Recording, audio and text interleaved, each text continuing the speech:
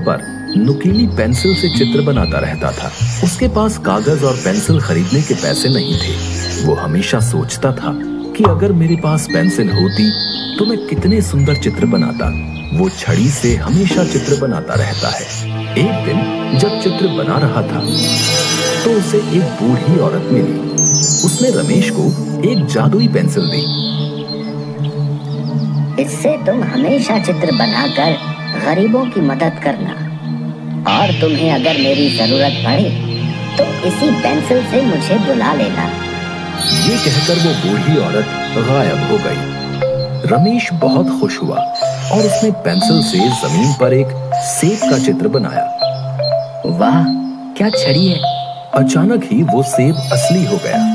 फिर उसने एक बिल्ली का चित्र बनाया और देखते ही देखते वो भी असली बिल्ली बन गई। ये क्या? ये तो एक जादुई पेंसिल है। बहुत बहुत शुक्रिया बूढ़ी अम्मा, आपकी ये बात मैं हमेशा याद रखूंगा। अब रमेश ने फलों की टोकरी बनाई और वो भी देखते देखते असली बन गई। और उसने गांव के बच्चों के लिए कपड़े, किताबें, अनाज आदि चीजें बनाई। देखते देखते सबका सब सामान असली बन गया। रमेश गरीब किसानों को जो भी चाहिए होता था बना कर दे देता था। गांव के लोग रमेश से बहुत ही खुश थे क्योंकि वो गांव के गरीब लोगों की सहायता करता था। ये खबर राजा के कानों तक पहुंची। राजा ने रमेश को बुलाने का आदेश दिया और राजा ने रमेश से कहा, पहले तुम सोने से भरा एक घड़ा बना दो और ये पेंसिल मेरे हवाले कर दो। महाराज, आपके पास बहुत धन है। मैं केवल गरीबों के लिए चित्र बनाकर उनकी मदद करता हूँ। राजा को गुस्सा आ गया और राजा ने सैनिकों को आदेश देकर रमेश से पेंसिल ली और वो खुद से सोने से भरा घड़ा बनाने लगा। लेकिन वो सोने से भरा घड़ा प्रकट नहीं हुआ। राजा ने सेनापति को पेंसिल से चित्र बनाने को कहा, लेकिन उस चित्र से भी कोई भी वस्तु प्रकट नहीं हुई। ये सब देखकर राजा और अधिक क्रोधित हो गया।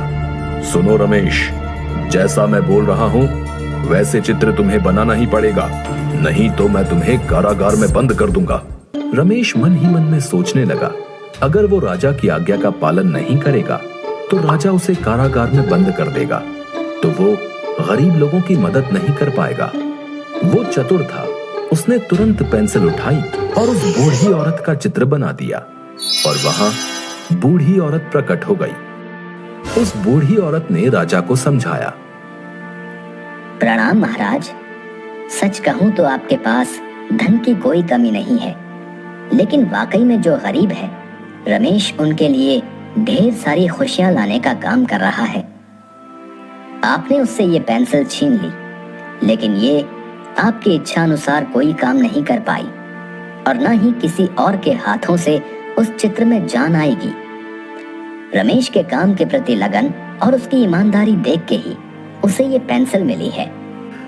राजा को अपनी गलती का एहसास हो गया और राजा ने रमेश और बूढ़ी औरत से माफी मांगी और फिर बूढ़ी औरत वहां से गायब हो गई।